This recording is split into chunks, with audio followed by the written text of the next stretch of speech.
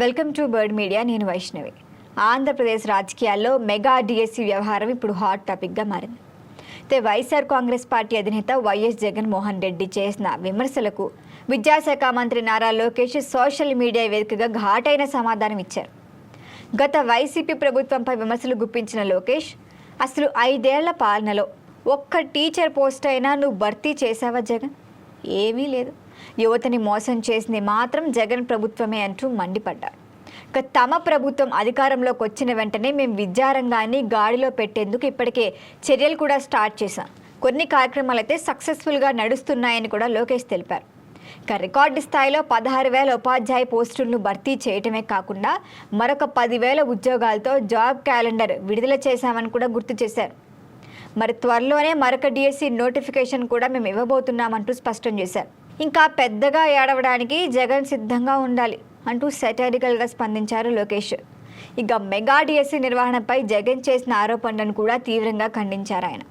పరీక్షలను మేము అత్యంత పారదర్శకంగా నిర్వహించాం.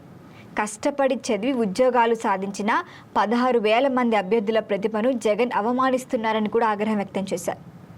అసలు 10వ తరగతి పేపర్లు లీక్ చేసిన చరిత్ర ఉన్నవారే అంటే జగనే ఇతరులను దొంగలుగా చూస్తారు, తా మీద పెద్ద పత్తితులు అన్నట్టు మాట్లాడతారు అంటూ గట్టిగానే వైసీపీ హయాంలో జరిగిన వివాదాలను కూడా గుర్తు చేశారు లోకేష్. అంతేకాకుండా మెగా డిఎస్సిని అడ్డుకోవటానికి జగన్ వర్గం కోర్టుల్లో దాదాపు 200 కేసులు వేయించిందని కూడా ఆరోపించారు. అసలు ఉద్యోగులకు ఉపాధి రాకుండా చేయటమే లక్ష్యంగా ఈ ప్రయత్నాలు జరుగుతున్నాయని కూడా మండిపడ్డారు. అసలు రాష్ట్రానికి వచ్చే పెట్టుబడులు రాకుండా భయపెడుతున్నారు, వాటికి అడ్డంకులు సృష్టిస్తున్నారు. అసలు రాష్ట్రం అభివృద్ధి చెందటం జగన్కి ఇష్టమే ఉండదు. అందుకే గూగుల్, టీసీఎస్ వంటి ప్రముఖ కంపెనీలను కూడా జగన్ ఇప్పటి వరకు ఒక్క కంపెనీని కూడా దగ్గరికి చేసుకోవాలి, అందరినీ దూరం పెట్టారు. ఇక జగన్ చూసి వచ్చిన కంపెనీలు కూడా భయపడి అట్నుంచి అటే పారిపోయాయంటూ కూడా వ్యాఖ్యానించారు. యువత భవిష్యత్తుతో రాజకీయాలు చేయటం దురదృష్టకరమని కూడా అన్నారు లోకేష్. ఇక కూటమి ప్రభుత్వం మాత్రం ఇప్పుడు ఉద్యోగాల కల్పన, విద్యారంగ అభివృద్ధి, పారదర్శక నియామకాలపై ఫోకస్ పెట్టిందని స్పష్టం చేశారు. నిరుద్యోగ యువతకు అవకాశాలు కల్పించడమే కూటమి ప్రభుత్వ లక్ష్యమని కూడా చెప్పారు.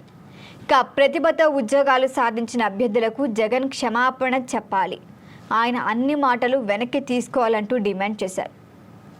మరి రాజకీయ విశ్లేషకుల అభిప్రాయం ప్రకారం మెగా డిఎస్సి అంశం అయితే రానున్న రోజుల్లో మరింత రాజకీయ వేడిని పెంచే అంశంగా కనిపిస్తోంది. ఓవైపు ఉద్యోగాల కల్పనపై కూటమి దూకుడుగా ఉంది, కానీ వైసీపీ మాత్రం విమర్శలతో రాజకీయ పోరు హీటెక్కిస్తోంది. ముఖ్యంగా యువత ఓటు బ్యాంకును ఆకర్షించే దిశగా ఇరు పార్టీలు మాటల యుద్ధాన్ని మరింత ముమ్మరం చేసే అవకాశాలు స్పష్టంగా కనిపిస్తున్నాయి. ప్రస్తుతానికైతే జగన్ ఇప్పటి వరకు వీటిపై అధికారికంగా స్పందించలేదు. మరి ఏమని కౌంటర్ అటాక్ ఇస్తారో చూడాల్సిందే. దీనిపైన మీ అభిప్రాయాన్ని తెలియచేయండి. చూస్తూనే ఉండండి బర్డ్ మీడియా.